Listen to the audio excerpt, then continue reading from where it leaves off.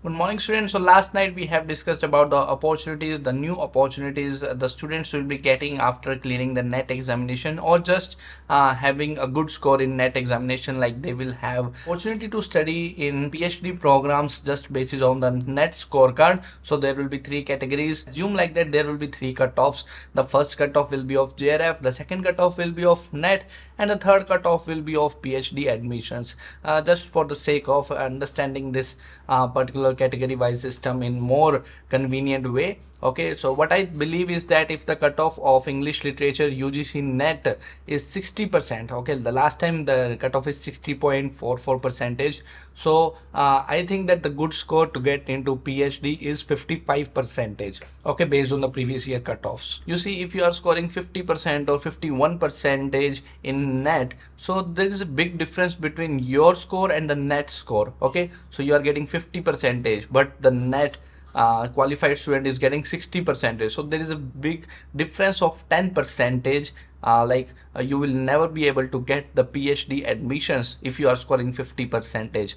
Okay, because 10% is a big number, and that 10% means around 30-40 marks. Okay, so the net qualified student will have an upper hand if he has 60 percentage but you only have 50 percentage. Okay, so for me the safe score for getting a PhD seat is 55 percentage. Like if you have 55 percentage, you can do better in the interview and you may get the seat in that particular university. If you do better in interview more than the net qualified student, you have 55 percentage, a net qualified student has 60 percentage. Okay, let's do not talk about JRF candidate, because the difference between UGC net and JRF is again 10%. So JRF candidates will easily get all the seats for a PhD, because now they are not like randomly selecting the students. There will be a weightage system, 70% your scorecard, net scorecard, 30% the interview.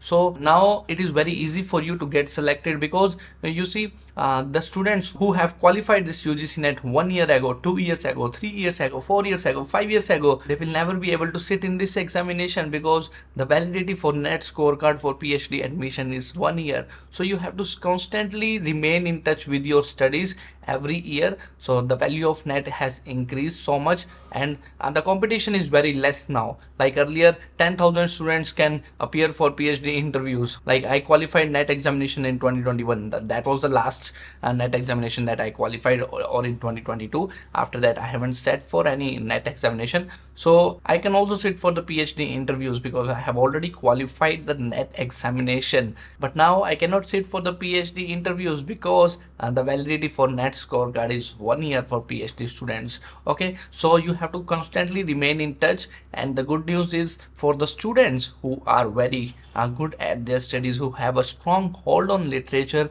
they can reappear every time in the net examination and can improve their score also for PhD admissions. Okay, again there will be not more than 5,000 candidates in whole India who is going to qualify UGC net English literature. So your competition is with 5,000 students alone. Now your competition is not with 20,000, 25,000 net students who have been trying for 5 years, who have been trying for 6 years. So the competition is less now. Only the students who have qualified within 1 year can apply for the PhD admissions. Okay, so that is the thing I wanted to share with you. The second thing is, earlier what happens is that in my case I have personally seen my friends who has not qualified UGC net examination, but they have some links in state universities, in central universities.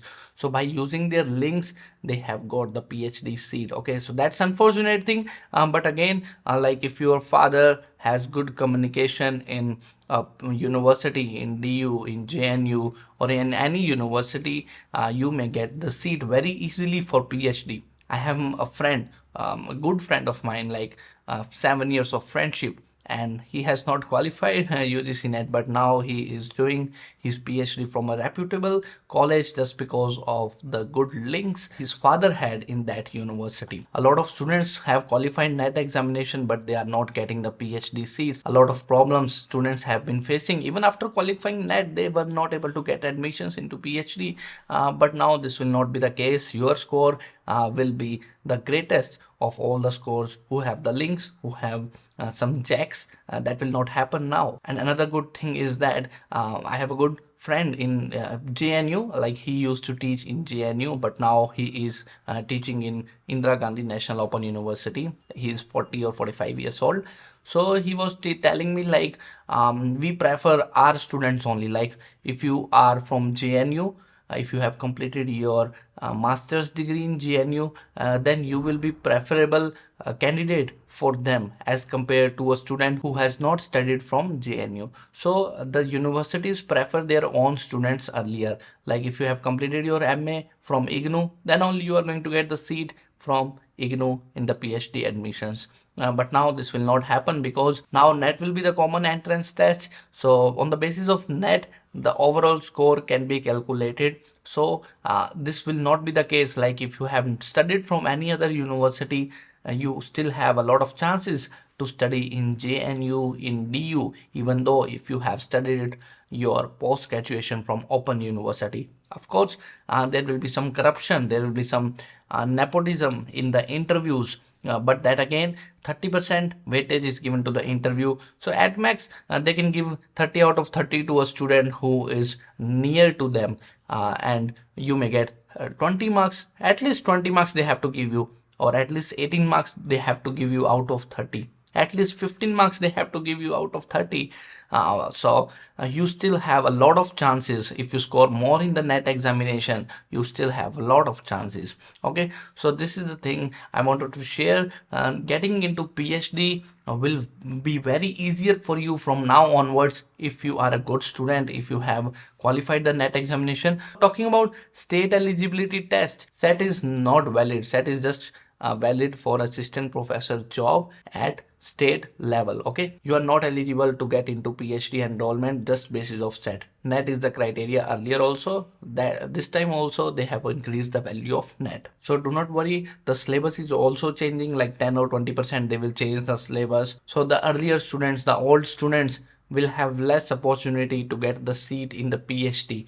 You are new to this game, study hard according to the new syllabus, study under the guidance of some teachers. You can also go through the courses that we provide on Limitless Literature, because the sooner you crack this examination, the more opportunities you will have in the future.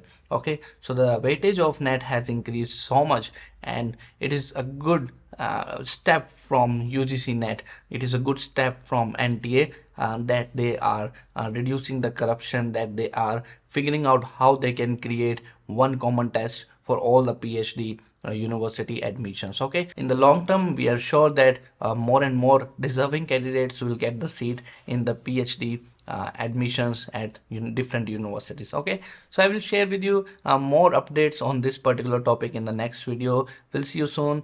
Thank you. That's it for this.